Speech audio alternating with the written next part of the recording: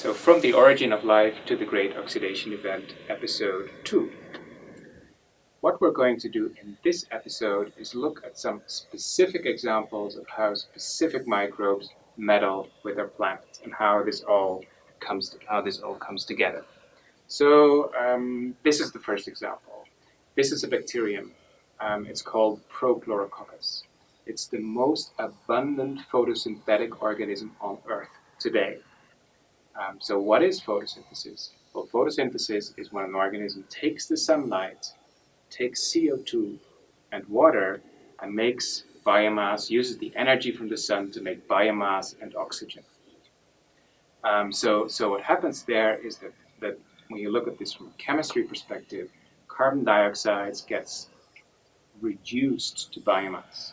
Right? So electrons are added to this carbon dioxide. Where do those electrons come from? Well, they come from water. Water is oxidized to oxygen. So this is a very simple reaction, but it's actually really hard to do. And so what you see on the left here is the molecular machinery that this organism uses to pull off that feed. So you see two photosystems, an oxygen evolving complex, really complex machinery on a very small scale. So that's a pretty amazing feat. Here's another example, Pelagibacter. So Pelagibacter is the most abundant aerobic heterotroph on Earth today. So what does it mean to be an aerobic heterotroph? Well, we are aerobic heterotrophs. What it means is we respire oxygen and we use organic matter, food, biomass as our energy source. So we oxidize the biomass to CO2, and we strip out the electrons and feed them to oxygen. Right? So oxygen gets reduced to water. So exactly the reverse reaction. This reaction runs by itself. There's no sunlight needed. The energy is all included. So Pelagibacter kind of reverses the work of the Prochlorococcus. It's called respiration.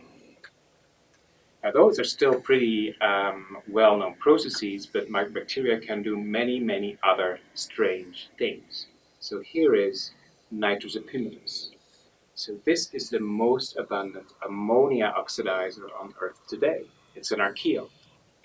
So what does it mean to be an ammonium oxidizer? Well, instead of organics or biomass, this organism uses an inorganic molecule, ammonia, as the energy source. It oxidizes it with oxygen, nitrite is the product, and it gets energy from that. And then it uses that energy to fix CO2. So it makes its biomass from CO2, just like Prochlorococcus, but uses chemical energy instead of light energy to drive the process. So this is something no eukaryote can do. Only prokaryotes can oxidize ammonia.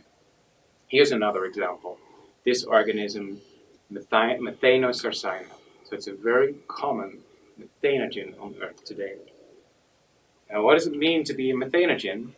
These organisms do not need or like oxygen. They would die in the presence of oxygen. What they do is this organism takes a form of organic matter, acetate, and it ferments it. When you ferment something, it means you use the same molecule both as electron donor and as electron acceptor. So what happens is the methyl group of the acetate gets reduced to methane, and the carboxy group of the acetate gets oxidized to CO2. So electrons go from the carboxy group to the methyl groups, kind of an internal form of respiration. So they produce methane, and methane is a very important greenhouse gas on Earth. Now those were 4 examples of species of bacteria and archaea. We estimate there's about 1 to 2 million species of bacteria on Earth today. So if I would introduce them all to you, that would take very long. That would also not be possible because we estimate that only 0.1% of this biodiversity has ever been grown or studied in a lab, right? So for many, many bacteria, we have no idea what they do. So to kind of make sense of all this, we need some way to kind of think about microbial chemistry on a higher level, to kind of categorize things and not discuss every individual specifically. So this is a figure that shows the kind of basic global overall transformations in the carbon cycle. So what we see here, for example, in the middle, we see photosynthesis from CO2 to biomass. We see respiration from biomass to CO2. We see a fermentation where biomass gets split into CO2 and methane, or CO2 gets reduced to methane, and finally we see methane oxidation. Right? So 4 basic transformations in the carbon cycle. Now, each element has its own cycle. So here we have the nitrogen cycle, also 4 basic transformations. Nitrogen fixations, taking the N2 from the air and making ammonia. You do that to grow. It costs a lot of energy.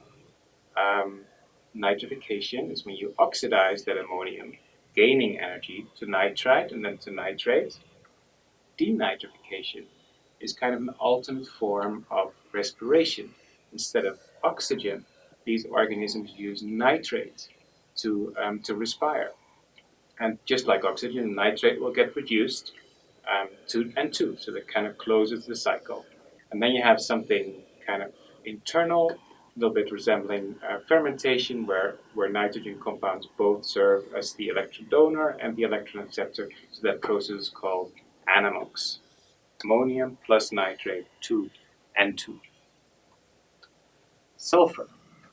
3 basic transformations. So we have the sulfide oxidation, where we go from hydrogen sulfide to sulfur, and onward sulfur oxidation to sulfate. So here, sulfide and sulfur are the energy source. Then we have the respiratory process. So here, sulfate is used instead of oxygen for respiration. We go from sulfate back to hydrogen sulfide. And then, so microbes can also respire and deal with metals. So we see we have an iron and a manganese cycle. So for both the metals, the iron or the manganese can get oxidized, so it serves as the energy source, or it can serve as electron acceptor for respiration, so manganese reduction and iron reduction. Right? These are very important processes.